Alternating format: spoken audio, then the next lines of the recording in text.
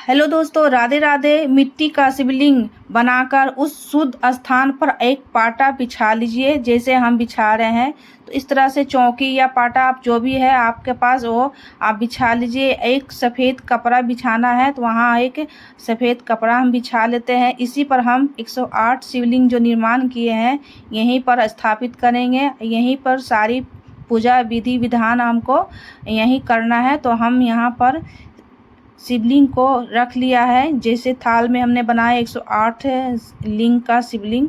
तो यहाँ मैं गौरी गणेश को छोटे से चौकी वाले पर विराजमान करूँगी। पहले मैं गौरी गणेश को भी जहाँ अगर आप स्थापित करते हैं वहाँ भी आपको पूजन करना है, क्योंकि बिना गौरी गणेश की पूजा अधूरी मानी जाती है। तो शुद्ध जल से हम छिड़काव कर लेते हैं।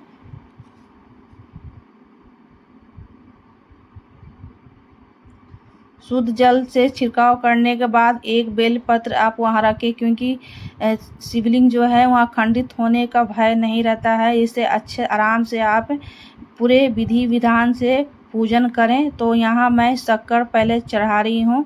तो अगर आप चाहें तो एक साथ ही बनाकर चढ़ा सकते हैं। मैं यहाँ एक एक कर पूरी सामग्री मैं चढ़ाकर आपको दिखाऊंगी। जब भी आप सामग्री चढ़ाएं तो उसके पास जल ज़रूर चढ़ाएं। जल चढ़ाने के बाद फिर दूसरे सामग्री चढ़ाएं। तो हम देखिए यहाँ दूध के अभिषेक कर रहे हैं, उसके बाद फिर हम जल चढ़ाएंगे। इसी तरह आप पूजन पूरी प्रक्रिया के साथ पूरे विधि विधान के साथ पूजन कीजिए। तो पूरी अभिषेक आपको अच्छे से अभिषेक की अनुभूति मिलेगी आपको। तो देखिए दूध चढ़ाने के बाद मैंने फिर जल चढ़ाया। अब हम दही चढ़ाएंगे, उसके बाद फिर जल चढ़ाएंगे। इस तरह से पूजन जो है पूरे प्रक्रिया आपको इसी तरह करना है।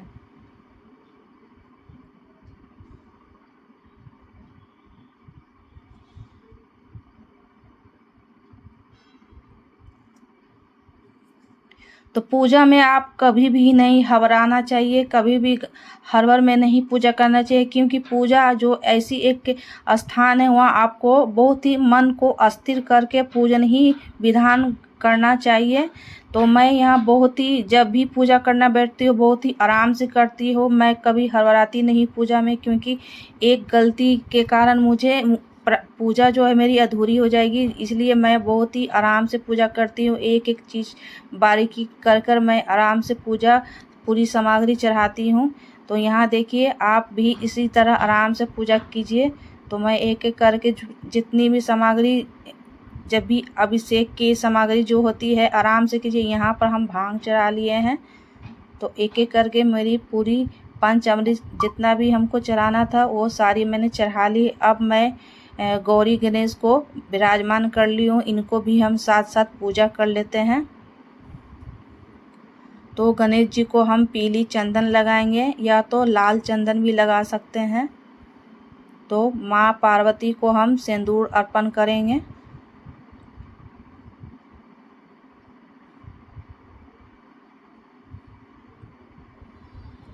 आपके पास जो भी सुपारी हो, कहीं कहीं बड़ी सुपारी मिलती है, तो हमारे यहाँ इस जगह पर नहीं मिलती है, छोटे ही सुपारी आती है। तो मेरी भी कोशिश है कि बड़े सुपारी जो आती है वो हम भी रखें। तो देखिए माँ को हम अड़हुल के पुष्प चढ़ाए हैं। तो माँ को अड़हुल के पुष्प काफ़ी सबको पता होगा कि माँ को अड़हुल ही चढ़ता है। गणेश जी को हम दुर्वा चढ़ाए हैं। जो भी आपके पास पुष्प है आप महादेव को अर्पण करते जाएं।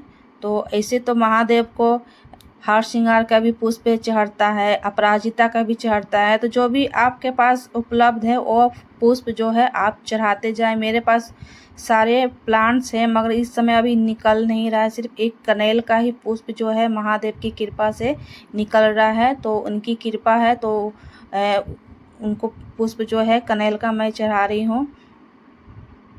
ऐसे मदार का भी पुष्प चढ़ाना चाहिए, बाकी इस समय अभी निकल ही नहीं रहा है। धतूरे का पुष्प भी चढ़ता है, धतूरे भी अब इस समय भी निकल ही नहीं रहा है। तो एक मेरे पास अपराजिता के भी बहुत सारा खिलता था पिछले साल, मगर इस साल अभी निकल ही नहीं रहा है। तो कभी कभी ऐसा होता है कि फ्लावर्स भी कभी कभी कम देता ही है। तो देखिए मैं यहाँ मौली रूप वस्त्र में चढ़ाई हूँ। 11 पुष्प महादेव को प्रिय है, तो कभी मैं वो भी पुष्प के बारे में मैं ज़रूर शेयर करूँगी। तो देखिए इस तरह से मैं जनेऊ भी चढ़ा दी हूँ।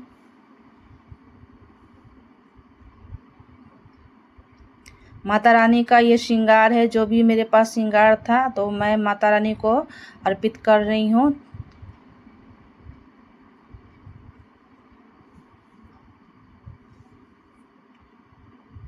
तो पूजा करते समय दिया को जो है पूजित कर लें। या मैं यहाँ लौंग इलायची भी चढ़ा रही हूँ, क्योंकि लौंग इलायची भी महादेव को अति पसंद है। यहाँ मैं अबरक चढ़ा रही हूँ। अबरक भी आप ज़रूर चढ़ाएं, अगर आपके पास उपलब्ध है तो। गुलाल चढ़ाएं, भस्म चढ़ाएं।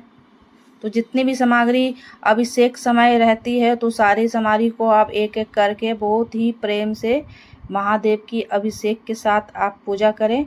और मैं यहाँ धूप की दीपक दिखा लेती हूँ, उसके बाद मैं यहाँ रख देती हूँ।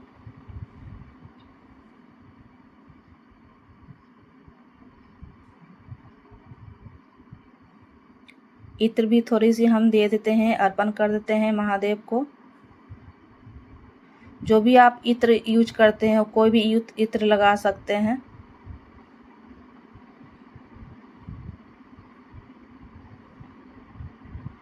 तो मैंने ये अर्घ भी दे दिया है। अब हम प्रसाद चढ़ाएंगे। जो भी मिष्ठान है, जो भी मीठा बनाए हैं, या तो जो भी मीठा है, फल है, फूल है, आप वो महादेव को अर्पित करें।